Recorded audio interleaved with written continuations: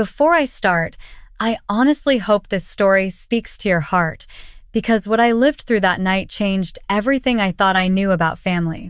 If you feel connected to stories like this, please consider liking and subscribing, only if this story truly resonates with you, and let me know in the comments where you're watching from, your city or country, and what time it is right now where you are. My name is Emily Carter. I'm 29 years old, and what happened that night at my fiancé's family dinner is the moment my life quietly broke in a way no one in that room even realized. It started with something so simple it almost felt normal until it didn't. I was sitting at a long wooden dining table in a warm suburban home outside Chicago, thinking I was finally being accepted into Daniel's family, when his mother, Patricia Brooks, suddenly stood up and smiled at a woman I had never seen before. In front of everyone, she gently placed her hand on that woman's shoulder and said, "This is Sophie. She's been such a natural part of our family lately." And then she paused, looked right past me, and added, "Honestly, she understands us in a way not everyone does." The room laughed softly, like it was a sweet joke, but I didn't laugh. Because in that moment, I realized she wasn't introducing me at all. I was sitting right there, but somehow, I had already been erased. Daniel didn't correct her. He didn't even look at me. He just lowered his eyes to his plate like silence was safer than truth. My chest tightened, but I stayed still, telling myself maybe I was imagining it, maybe it was just awkward wording. Until Patricia continued speaking to Sophie about future family gatherings, as if I wasn't even part of the equation anymore. I remember my fingers tightening around my glass of water so hard, I thought it might break, because something in that room had shifted, and no one was acknowledging it except me. Then Patricia's phone buzzed on the table. Once. Then again. She frowned slightly, picked it up, and for a split second I saw her expression change before she tried to hide it, but it was too late. The message was visible, bright on the screen, and someone across the table leaned in and read it out loud without thinking. The words were short, but they hit like a silence that swallowed everything. Finalize Sophie as Daniel's official engagement announcement next week. Nobody spoke after that. Not Patricia. Not Daniel. Not Sophie. And definitely not me. The air felt like it had been pulled out of the room, leaving only the sound of my own heartbeat in my ears. Patricia quickly turned her phone face down, but it didn't matter anymore. The truth had already slipped out in front of everyone. And in that moment, I realized this dinner was never about welcoming me into a family. It was about replacing me without telling me I was already being removed. My name is Emily Carter, and this was the night everything began to unravel. Even though none of them knew yet what I had already started to notice long before that dinner ever happened. I did not sleep that night. I kept replaying the moment Patricia Brooks introduced Sophie as if I were just part of the background noise in a room where I had believed I belonged. But what hurt more than the words was how natural it felt to everyone else, like the decision to erase me had already been made long before I ever sat at that table. Daniel did not explain anything when we left. He simply drove in silence through the quiet streets outside Chicago, his hands tight on the steering wheel, his jaw locked, like he was holding back words he did not want to say. I stared out the window, and for the first time, I stopped asking myself what I did wrong, and started remembering every small moment that had led me there. I met Daniel 3 years ago at a charity event in downtown Chicago. He was polite, grounded, and different from the men I had dated before, or at least that is what I believed. His mother, Patricia, welcomed me warmly in the beginning. Or at least it looked warm from the outside.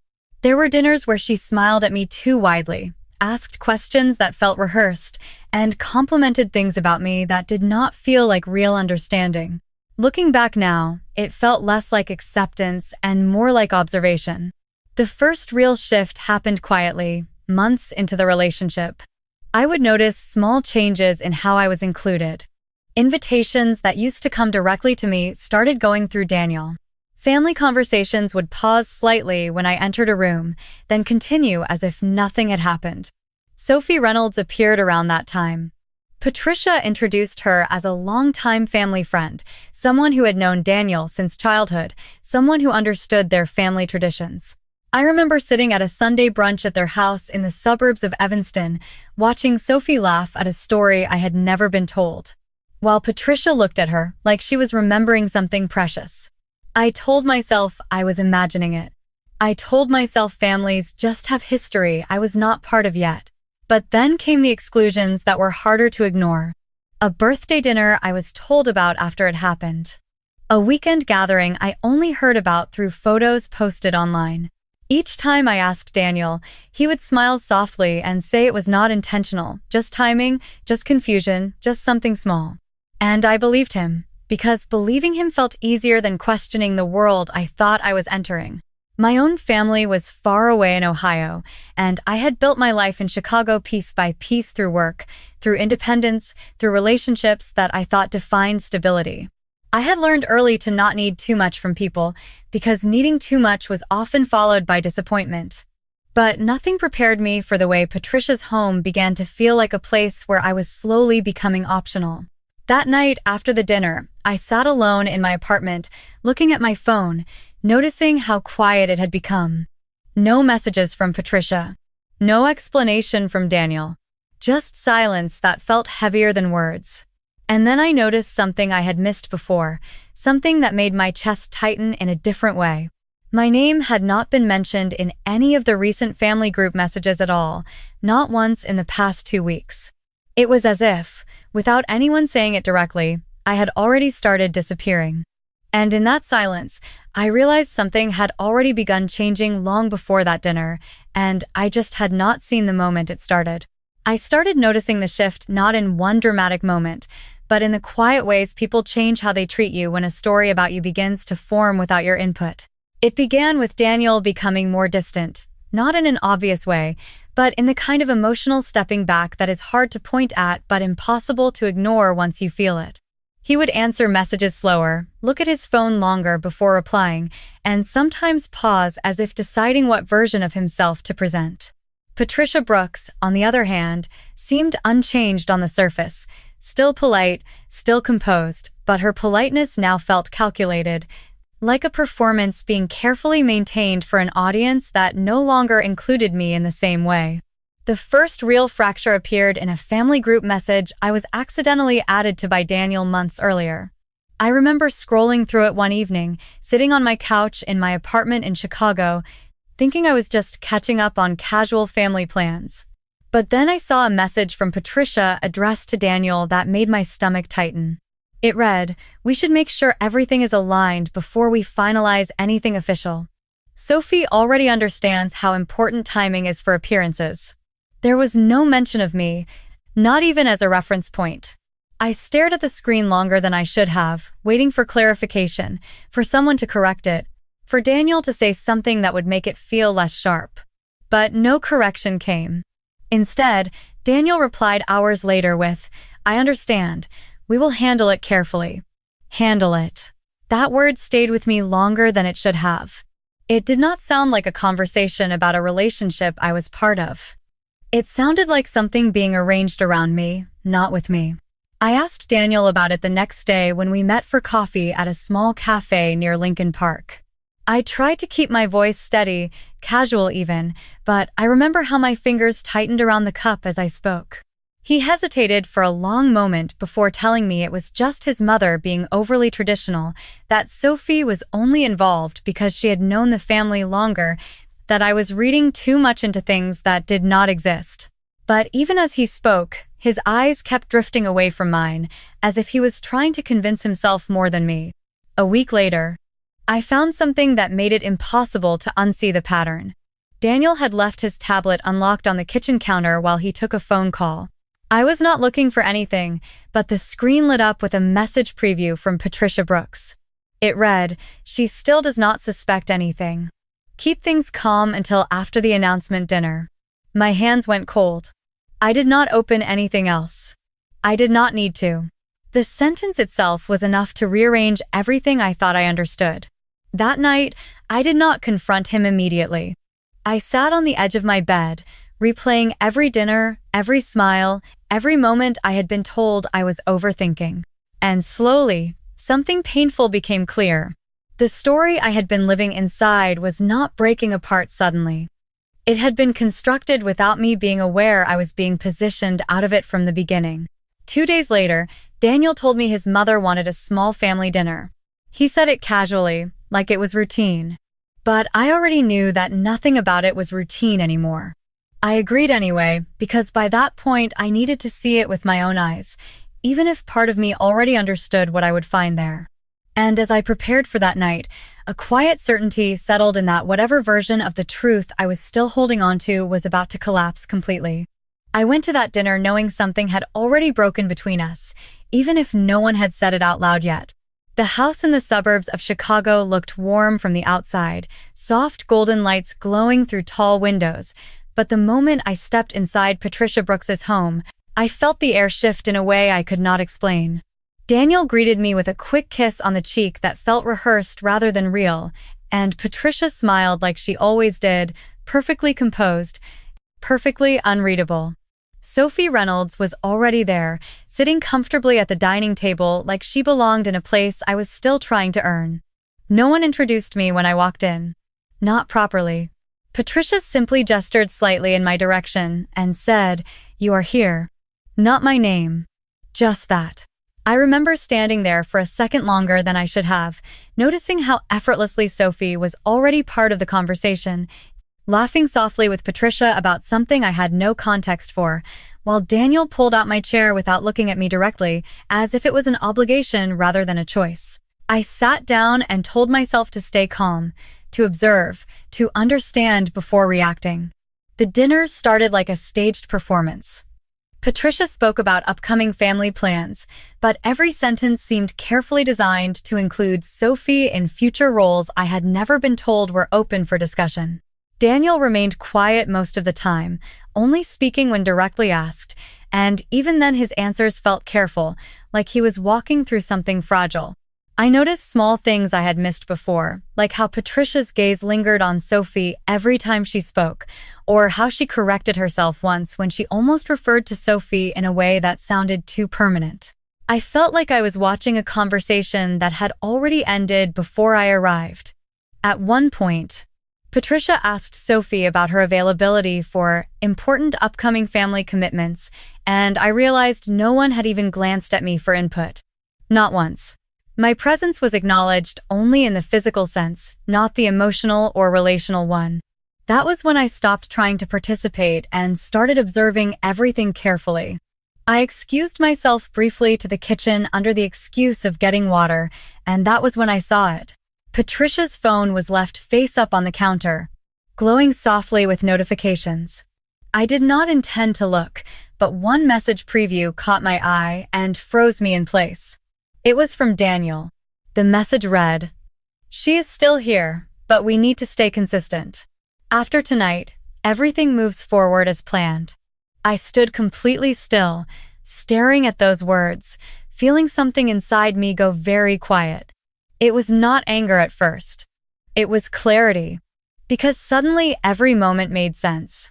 Every exclusion, every polite smile, every silence was not accidental. It was coordinated. I put the glass of water down slowly and walked back into the dining room, and nothing had changed on the surface. Patricia was still smiling, Sophie was still laughing softly. Daniel was still avoiding my eyes. But inside me, something irreversible had already shifted. I realized I was no longer trying to understand what was happening. I was trying to decide how long I would allow myself to remain in a place where I was being quietly erased in real time. And for the first time that night, I stopped waiting for someone to explain it to me. I stopped explaining myself after that night. There was no dramatic argument, no final confrontation, no emotional goodbye, just silence. I left Patricia Brooks's house, got into my car, and drove through the cold Chicago streets without turning the radio on. For the first time, I was not trying to understand them anymore. I was trying to understand myself outside of them. The next morning, I did something simple. I did not call Daniel. I did not send a message. I did not ask for clarification. I went to work at the hospital like I always did, but something inside me had shifted into a different state of focus. I am a registered nurse, and my life had always been built on structure, schedules, and responsibility. But now, I started noticing how much energy I had been spending trying to fit into places that were never fully making space for me. I started showing up earlier, staying later, not because I was trying to prove anything to anyone, but because the work itself felt more real than the conversations I had been forcing myself to survive outside of it. Weeks passed, and slowly my world became quieter in a different way. The silence that once felt like rejection started to feel like room to breathe. I began volunteering for additional shifts at the hospital in downtown Chicago, often covering weekends when others needed rest. My name tag, which had always felt like a simple formality, started to feel like something heavier, something earned through presence rather than permission. One evening, after a long shift, I stood in the staff hallway looking at the small plaque near the nurses' station that listed team leads and supervisors for the floor.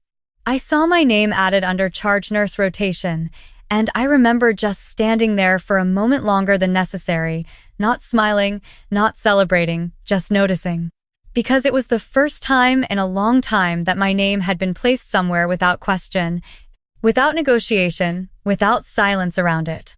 I went home that night and opened a drawer I had not touched in months.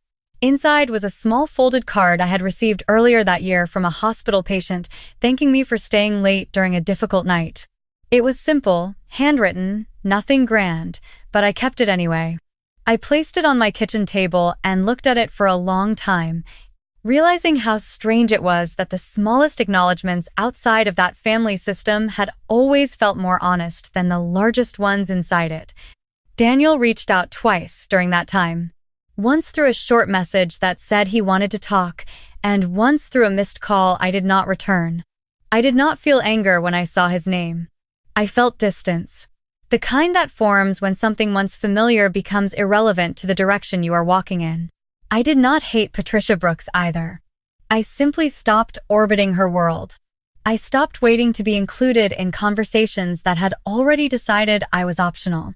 And slowly, without announcing it to anyone, I began building a life that did not require permission from people who had already rewritten my place in theirs. The last time I thought about that dinner was not when I was hurt, but when I was standing alone outside the hospital one evening, watching the city lights reflect off the glass doors, realizing I had not checked my phone for their names in days. And in that quiet moment, I understood something I had not understood before. I was no longer waiting to be seen by them. I had already started seeing myself differently. And that realization brought me back to the night where everything had first fallen apart, sitting at that table, watching myself disappear in real time, without yet knowing that it was also the moment I began to leave. I did not go back to that house again after the night everything became clear. There was no dramatic final confrontation, no shouting, no desperate attempt to fix what had already been quietly decided without me. Instead, there was silence, the kind that does not ask for permission to exist. A few days after I stopped responding, Daniel Brooks showed up at my hospital after my shift ended. He was standing near the entrance, holding his jacket tightly in his hands like he was unsure what to do with them.